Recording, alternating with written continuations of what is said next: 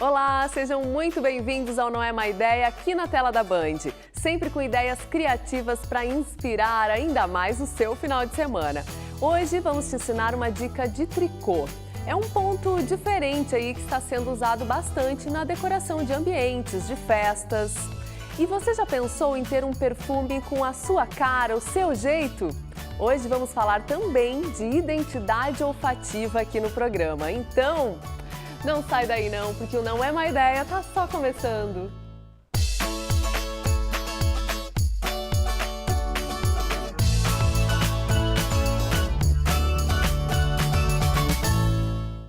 Bem, gente, vocês já sabem que a gente adora dar outras utilidades para objetos que às vezes ficam esquecidos lá no canto e que podem sim se transformar em algo muito legal.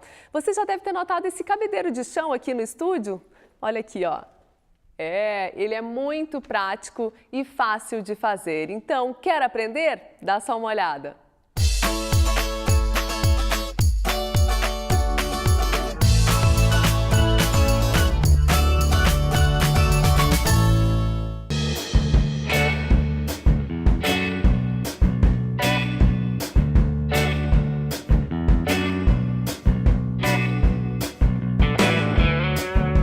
Hoje eu vou ensinar você a fazer um cabideiro de chão, também conhecido como mancebo. Recentemente a gente esteve numa ferragem, eu e meu marido, e foi lá que a gente encontrou estes cabos de ancinho, as cordas, os ganchos, que eu achei tão lindos esses ganchos. Olha só, poderiam ser brincos, não?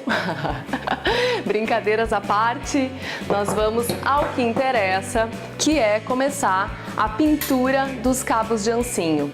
Para começar, a gente vai usar esse tipo de stem, que é o Majestic Classic Stem, que ele vai proteger a madeira de forma que, se pegar água, vai ser repelida, a água não vai entrar nessa madeira, então ela vai estar super bem protegida, e também se pegar sol também não vai manchar, não vai acabar estragando o nosso projeto. Também vai proteger a cor da tinta que a gente vai usar em algumas partes aí. Ele é incolor, então ele não vai mudar a tonalidade da madeira também.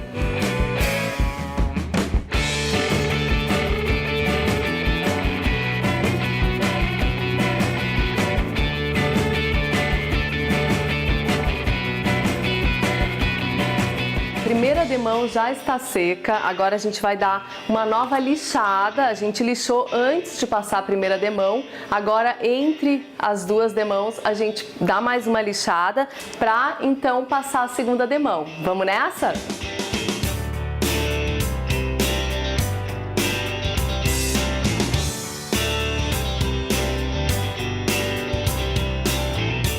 Vamos então para a segunda demão nos cabos de ancinho. Depois que eu terminar aqui, a gente vai deixar 4 horas secando para secar bem o stem, e então a gente a gente vai pintar mais alguns detalhes aqui, que é o que vai dar charme aí para o nosso projeto. Os cabos de ancinho já estão bem secos, agora é hora de pintar, trazer um pouco de cor a eles. Antes eu vou demarcar, porque a gente vai usar a tinta só em algumas partes, em alguns detalhes do nosso projeto. A cor que eu escolhi é esse azul mar aqui, lindo. É um extra esmalte de secagem rápida, que remete bem ao estilo náutico, né? Já que a gente vai usar essa corda, esses ganchos, eu acho que tem tudo a ver com o estilo.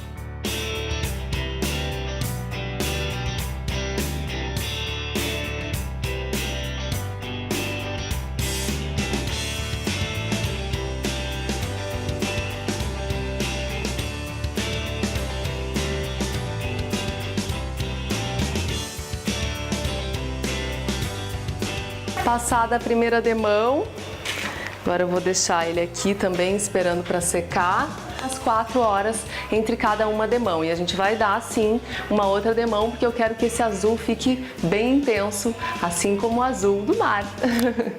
A tinta azul já secou, é hora de tirar aqui a fita crepe pra gente ver como é que ficou a pintura dos cabos, para seguir e fazer a montagem do nosso cabideiro. Antes de começar a montagem do cabideiro, eu vou mostrar para vocês o quanto o stem que eu passei nos cabos realmente repele água ou qualquer líquido. Ó, a água realmente escorre e não penetra na madeira. Agora a gente vai começar a montagem do cabideiro. Para isso, a gente vai unir bem direitinho os 4 cabos e vai passar por eles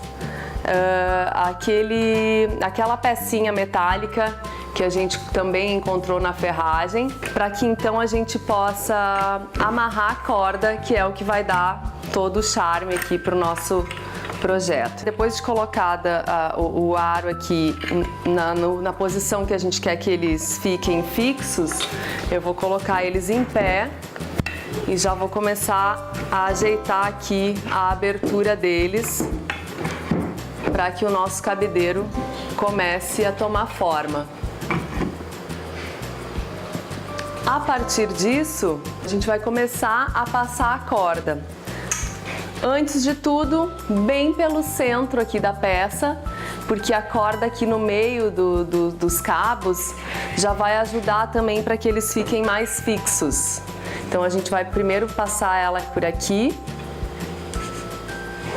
bem pelo meio, 2 voltas. É importante, gente, a gente puxar bem, tentar fazer com que a corda pressione os cabos para eles ficarem bem firmes.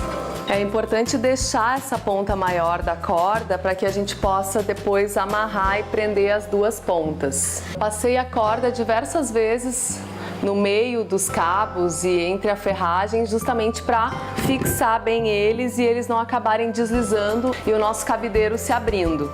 Depois de bem fixas, a gente vai começar a enrolar a corda para fazer um charminho aqui e esconder também, né, essa nozeira toda aqui. Então vamos lá.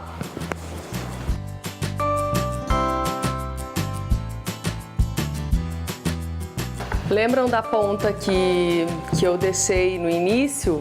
Eu dei um nó com essa última ponta aqui, um nó para fixar bem e a nossa corda não desenrolar.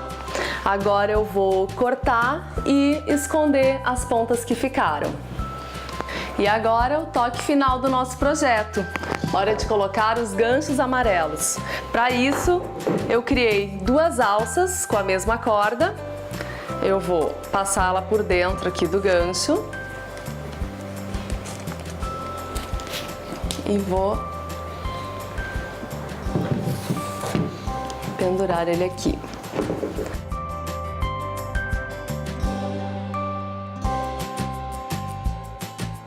Aqui.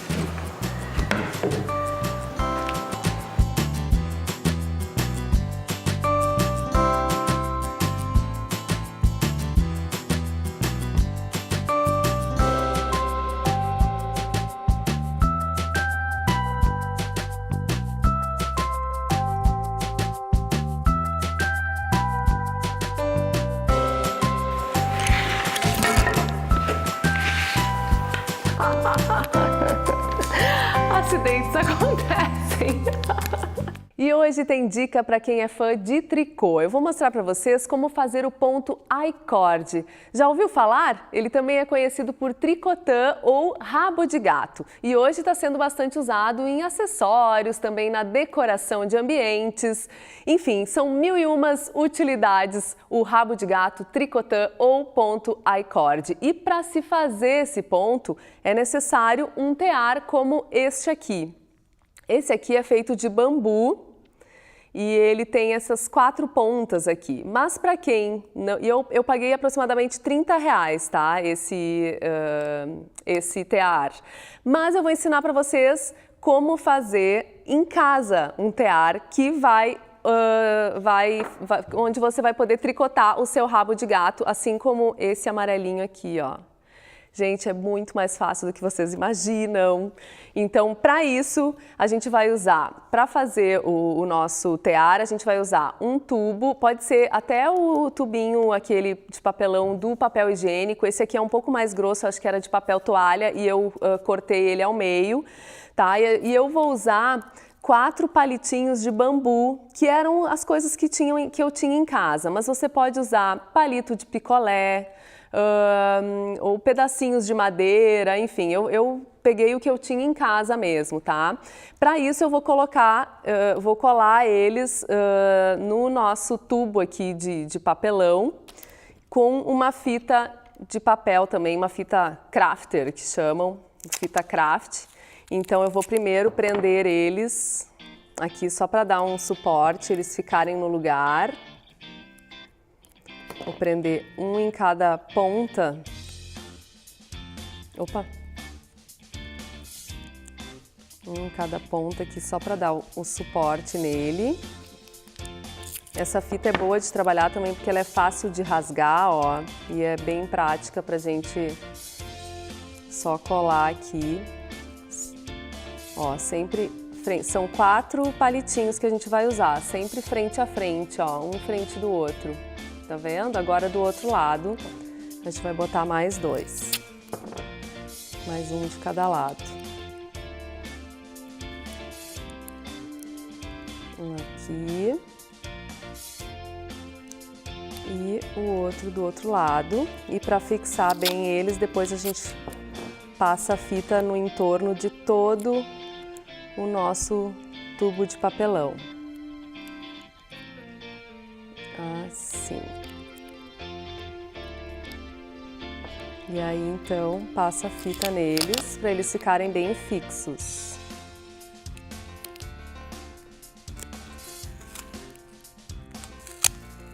Para fixar.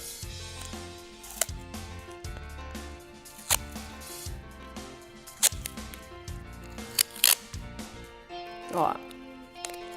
É importante passar bastante fita, tá, gente? Para os nossos palitos ficarem bem fixos, já que a gente vai trabalhar com eles, vai passar a linha ali, vai movimentar bastante, né?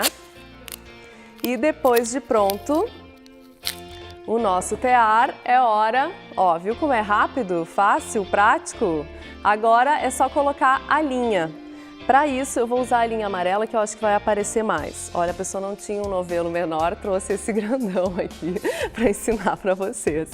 Mas é o seguinte, gente, passa o fiozinho, né, a ponta do fio lá pelo meio, e a gente vai passar sempre assim, ó, de dentro para fora, de dentro para fora, ó, formando, como que prendendo um ao outro, assim, ó, de dentro para fora, fazendo uma voltinha. E quando você passou pelas 4 pontas do nosso tear, a gente vai passar aqui, ó, aqui por cima, vai deixar esse fio, o mesmo fio que a gente passou, fez os anéis em todos eles, a gente bota ele aqui para cima, porque é aqui que a gente vai começar a dar o ponto, ó, vai pegar o ponto de baixo e vai passar por cima. E assim, nessa sequência, a gente passa no próximo, passa no seguinte e passa no outro e mais um, e é assim que a gente vai formando o nosso tricotã, desculpem, tem gente que chama de tricotim mesmo, viu? Mas é tricotã, porque é uma técnica de origem francesa. E assim a gente vai fazendo, ó, já dá pra ver ali no centro dele, ó, que já tem a trama começando. Essa trama aqui do centro é o que vai gerar essa pontinha aqui, ó. Eu já trouxe um que eu fiz em casa, já pra mostrar pra vocês, olha como rende. Sério, gente, eu fiz em, sei lá, 10 minutos, toda essa quantidade aqui de rabo de gato, tricotã ou I-cord, tá? Ele vai ficar, então, esse tubinho que então, eu fiz esse tricotã com essa linha aqui, que é uma linha mais rústica, né, que está sendo super usada na decoração, também naqueles tricôs gigantes que estão super na moda, né, e eu fiz o meu tricotã o meu primeiro tricotã com essa linha neste tear. E ele originou esse tubo aqui, ó, que então surgiu a ideia de eu fazer essa luminária. O que eu fiz com o meu tricotã? Eu coloquei ele sobre o fio da luminária e também junto de um arame, justamente para dar essa flexibilidade e eu poder brincar com a luminária.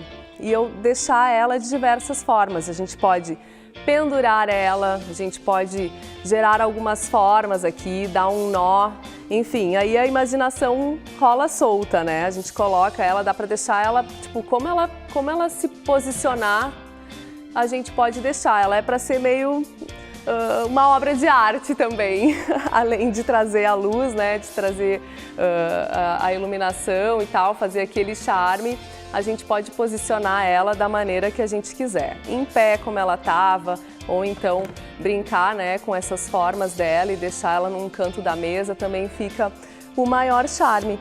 E então, para vocês verem como é fácil, né, fazer o tricotã, essa técnica, dá para você fazer também as letras do nome do seu filho para botar na porta do quarto, ou mesmo somente passando um arame, né, por dentro desse tubinho. Então, o que importa é você tricotar aí, fazer bastante, né, o máximo que você conseguir para então desenhar, criar as formas que você quiser, certo? E depois do intervalo, a gente vai falar de identidade olfativa aqui no programa. Já já eu tô de volta.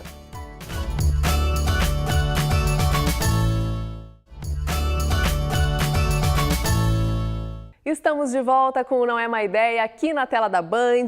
E você sabe quando um perfume ou um cheiro te remete imediatamente a algum lugar ou alguma pessoa? Pois esse vai ser um dos assuntos aqui no programa. A gente vai falar de identidade olfativa. E para falar com a gente sobre isso, eu vou convidar a perfumista Adiene Fernandes. Por favor, Adiene, tudo bom? Tudo bom. Bem-vinda ao Não É Má Ideia. Um prazer estar aqui para falar um pouquinho da perfumaria, que é a minha paixão. Ai, meu trabalho é a minha paixão. Tua paixão. Como é que tu chegas a uma essência assim? Como é que tu consegue identificar o que tem a ver com a personalidade de uma pessoa, por exemplo? Vamos começar falando mais voltado a uma pessoa, né? Se eu quisesse encomendar o meu perfume, como você chega às essências ou, né, ao que precisa? O perfume, como ele é uma identidade, é uma assinatura, a gente leva o perfume como se fosse o nosso registro olfativo, né?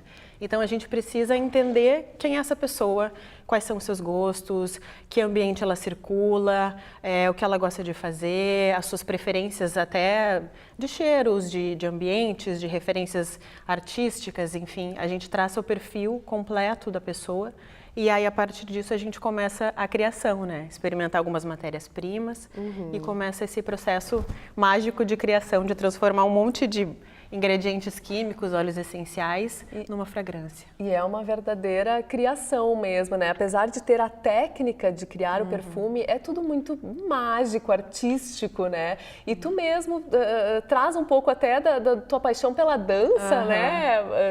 Para a área do perfume. Como é que é essa mistura? A dança eu acho que me ajudou nessa sensibilidade, né?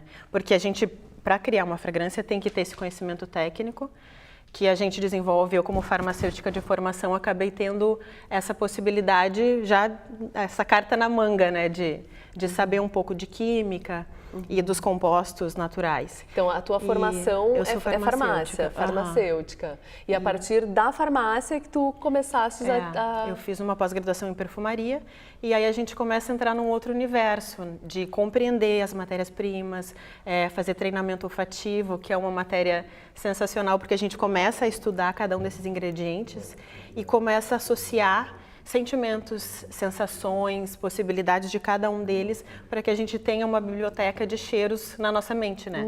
Para que facilite isso. Se a gente for falar, por exemplo, a gente comenta que tem cheiros pontudos, tem cheiros confortáveis, tem cheiros suaves, doces, salgados, aquáticos. E isso é bem definido mesmo, assim? Eu vou te mostrar, a gente falar de cheiro e não falar e não cheirar. Um cheiro pontudo, gente. Aqui, por exemplo, essa matéria-prima é uma matéria-prima verde, é gálbano, e ela tem uma sensação de grama cortada. como se a gente tivesse molhado a grama e cortado. E ela não é, dá pra sentir que ela não é uma nota confortável como se fosse um caramelo. Ela é mais ardida. Mas, sente um mas pouco. tem bem o cheiro do verde mesmo, tem né? o cheiro do verde, é uma nota bem fresca. Muito, bem interessante. Tem ela aqui. Temos também cheiros muito doces, que lembram, eu vou botar aqui que é mais fácil de não virar. Tá. Esse aqui é a cumarina, é um Cumarina. cheiro bem doce. A fava tonka é uma semente brasileira. E tem vários perfumes, o perfume Angel tem... De fato é bem doce. Lembra ela é até um pouco de cremosa. baunilha, talvez? Olha, ela tentando é da adivinhar. família da baunilha, assim, na família olfativa da baunilha. É bem doce, é uma delícia. Ai, que pena que TV não tem cheiro nessas horas, né, gente? E ela é muito usada para perfumes, para dar essa nota sensual, nota mais quente. Mais femininos, assim. A gente tem cheiros, por exemplo, o cheiro de fumaça, que a gente acha engraçado.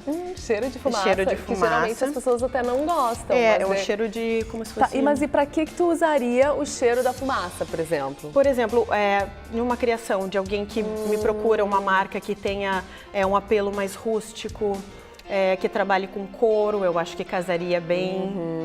Então realmente, tem maneiras de trabalhar, eles são muito nas matérias-primas assim, puras. Gente, tem cheiro de fumaça, mas não é aquele cheiro de fumaça que te incomoda, é um cheiro de fumaça... É um cheiro de fumaça de lareira, eu acho, né? Lembra a lareira, lembra aquele... Realmente lembra uma coisa mais meio aconchegante, rústico, né? Como tu falaste, assim, eu já pensei numa sala com a lareira acesa, numa pousada na serra.